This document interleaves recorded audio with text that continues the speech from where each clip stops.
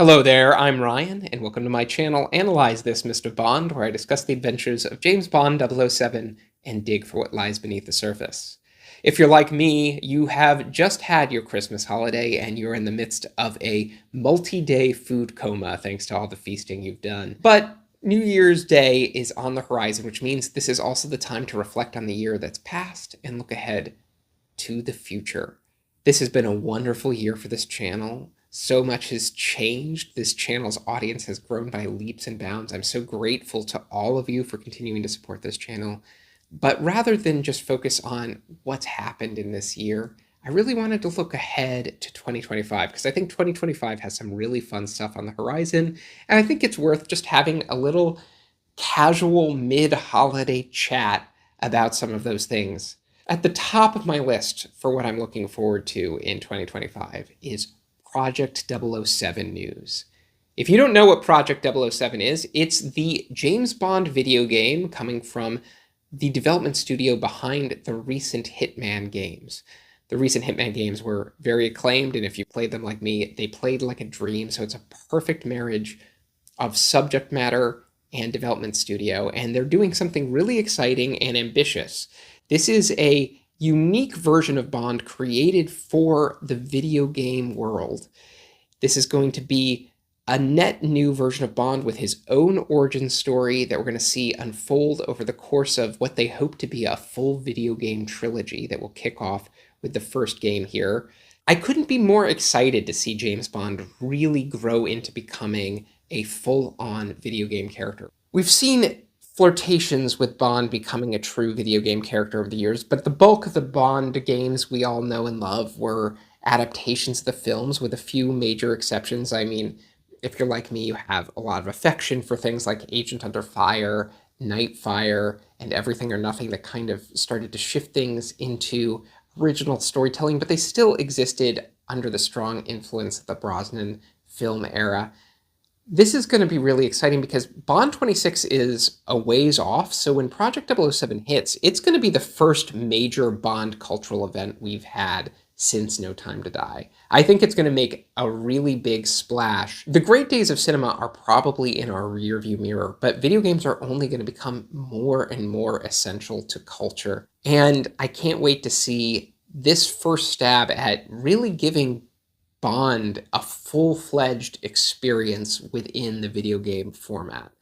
The game's been in development for a while, and the current generation of consoles are starting to reach the end of their lifespan, so I would expect to hear some news really ramp up in the next year. The game should probably be releasing towards the end of 2025 or the start of 2026, somewhere around there, but either way, the promotional campaign for Project 007 is going to ramp up, and I can't wait to see what's in store for us. Number two, I'm excited for the James Bond comics to continue their momentum. I am a firm advocate for the James Bond comics. Those of you who have watched my channel know that I'm pretty passionate on the subject. I have a whole video about why you need to be reading the Bond comics. And we're seeing continued releases. The collected edition of For King and Country just came out a week or so ago. And in a few months, we're going to have the collected edition of Your Cold, Cold Heart, the arc by Garth Ennis that I really love to pieces. Garth Ennis really brings his hard-edged approach to storytelling to the character of James Bond and does some fun things like sending Bond to space, but in a much more realistic, tactile way that I thought was very fun and very clever. So don't miss those collected editions, but we also have a new story arc coming out a little bit later this year from writer Gail Simone. Simone has a lot of interesting work to her name, so I'm really excited to see what she's going to do with Bond. Her upcoming arc is called Iridescent, and I can't wait to hear more about that. If you are struggling to figure out how to read the Dynamite comics, the easiest way I found to do it is just to use my Kindle to do it. Or you can use the Kindle app. Sometimes I read the comics on my phone. That way I can keep up with isolated issues as they release, and then I can purchase physical copies of the arcs I really feel strongly about. But either way, the Bond comics have been such a source of joy, especially as we're waiting in this interim period between the Daniel Craig era and whatever will follow it. I feel like I've had more than an actor's era worth of Bond adventures unfold before my eyes. These comic arcs are exciting, they're fun, they play with different tones and approaches to the character, and I think they're doing some really interesting, bold stuff.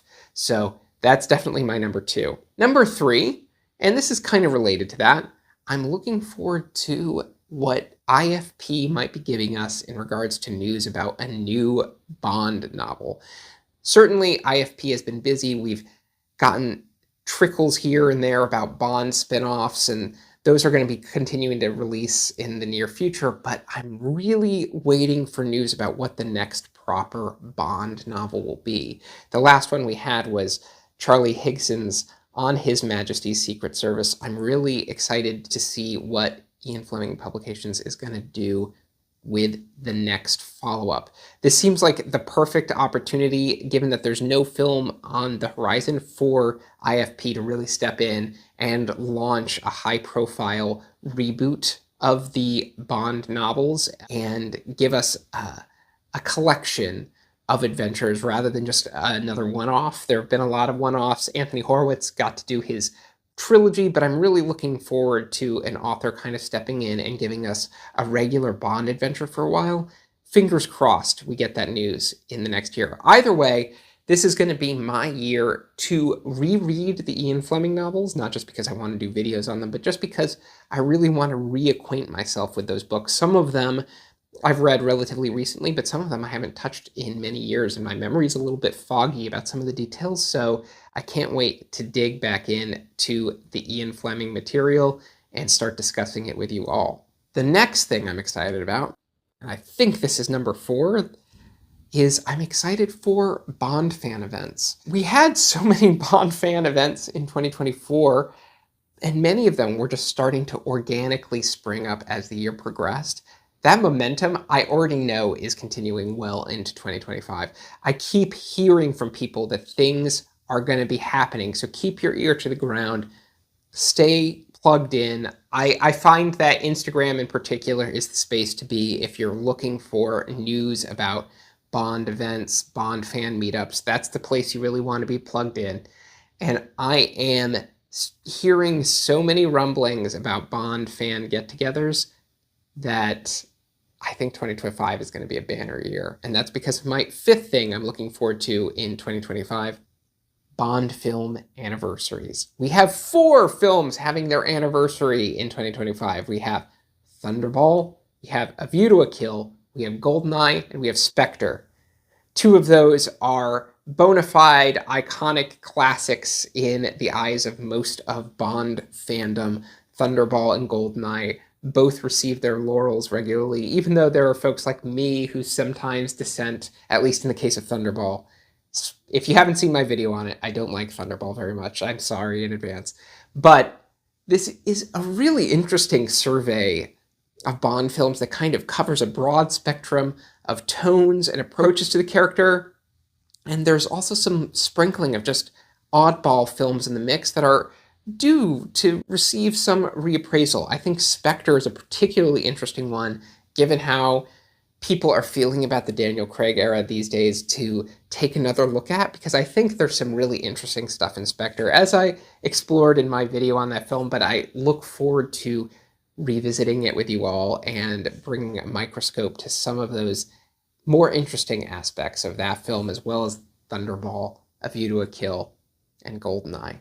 So that's a brief summary of some of the things I'm looking forward to in 2025. I think it's going to be a pretty full and busy year in terms of Bond fan conversation, and I think it's going to be a really good year. Certainly, just to reflect on the channel, as I did a little bit at the start of this video, this channel has continued to grow a lot. I've been receiving so much wonderful interaction from you all. I've been able to meet so many of you all in person, and I look forward to doing that still in the coming year.